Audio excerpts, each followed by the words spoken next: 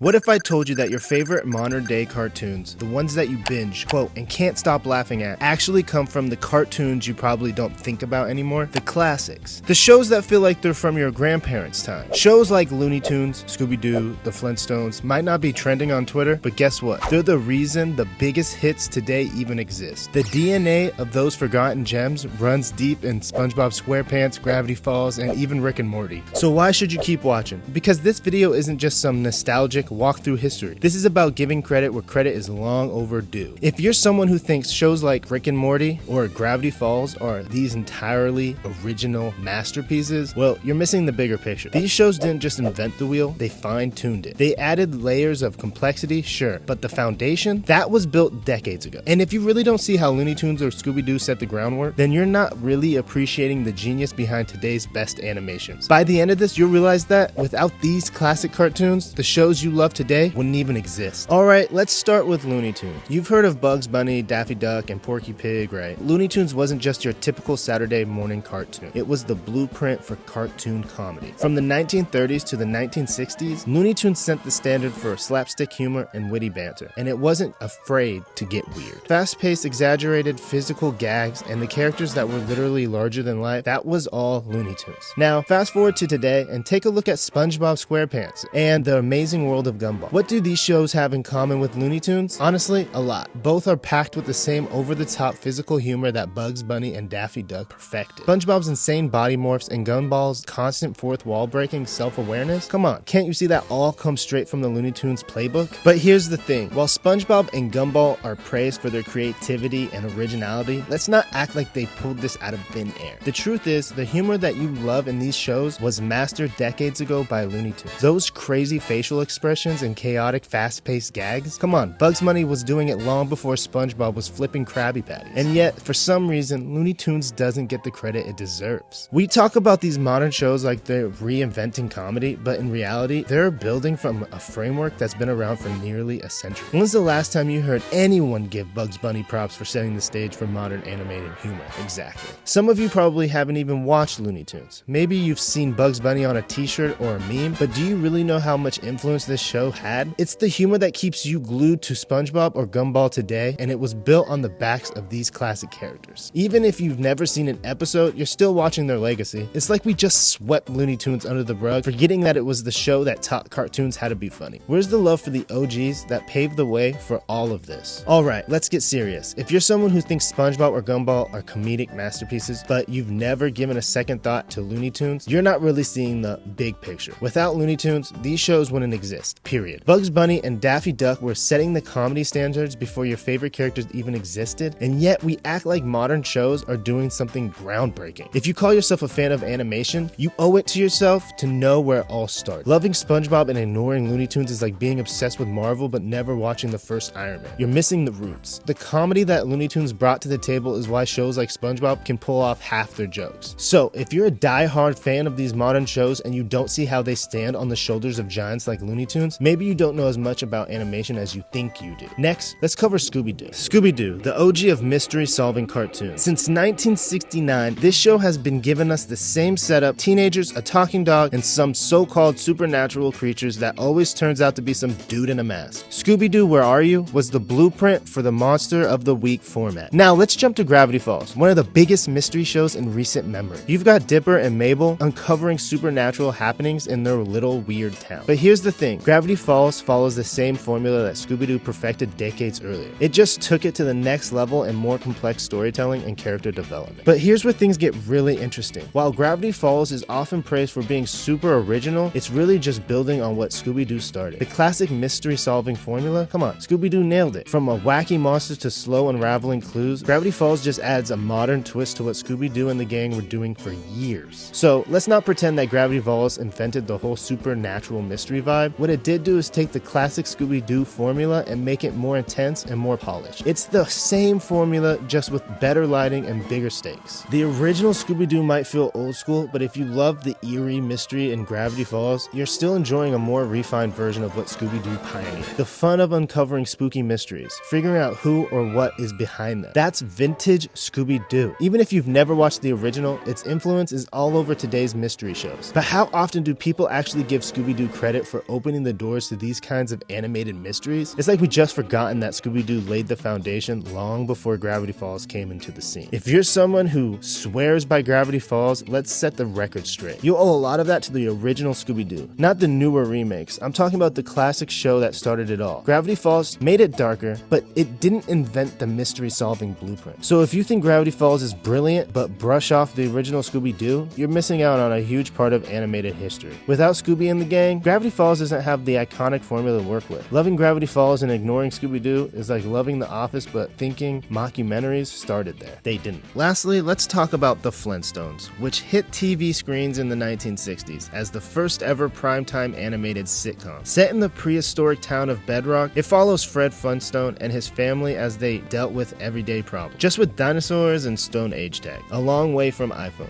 At its core, the Flintstones was a family sitcom, and it laid the groundwork for animated family comedies that came after. If you fast forward to today, you can see how the Flintstones' DNA is all over shows like The Simpsons and Family Guy. These shows didn't just pull their ideas out of nowhere, both follow the formula that the Flintstones perfected: a quirky, often dysfunctional family dealing with everyday chaos wrapped in humor and satire. Tell me that doesn't sound like The Simpsons or Family Guy. Let's be real, while we often praise these shows for their originality and humor, they're both working off the template the Flintstones created. Fred Flintstone was the original babbling dad, constantly frustrated with family life, just like Homer Simpson and Peter Griffin. The same dynamic, the same brand of humor, it all started with the Flintstones. So when you think about it, the Flintstones wasn't just some prehistoric jokes, it was the prototype for all animated family sitcoms we love today. Without it, Family Guy and The Simpsons wouldn't have the foundation to build on. And let's be honest, how many of you actually sat down and watched the Flintstones? For most people, it's just like some old cartoon that runs on rerun. But if you love the dysfunctional family dynamics in Family Guy or The Simpsons, you're already enjoying the kind of humor that the Flintstones made famous. I'm talking the clumsy antics of Homer Simpson and the ridiculous schemes of Peter Griffin. These are straight up modern versions of Fred Flintstone's everyday mishaps. But how often do we give credit to the Flintstones for starting it all? It's so easy to forget a show from the 1960s, but without it, modern animated family sitcoms wouldn't exist the way that they do now. Here's the hard truth. If you swear by The Simpsons or Family Guy, you're enjoying the more polished version of what the Flintstones created. Without Fred or Wilma, there's no Homer or Mart. Without the prehistoric chaos of Bedrock, you wouldn't get the dysfunctions of Springfield or Quahog. So if you love these modern day shows and dismiss the Flintstones as some old school relic, you're missing out, man. Why does this matter today? Because it's important to celebrate what these shows did right. But as important as it is to celebrate what these shows did right, we also have to acknowledge what they did wrong. And I'm going to cover that in my next video. So don't forget to like, subscribe, hit that notification bell to learn more about these classic cartoons.